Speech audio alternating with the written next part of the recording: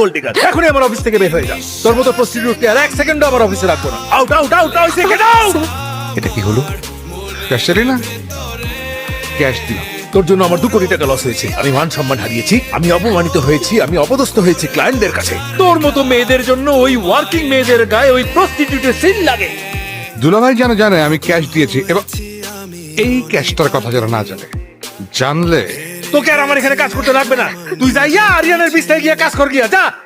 কিছু বোঝে না দু চোখ তুমি ছাড়া, সব হারাতেও রাজি পেতে তোমাকে।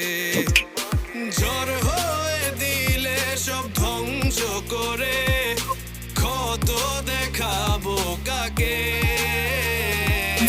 পারবে না থামাতে কেউ আমাকে, সব শেষ করবো নিজের হাতে।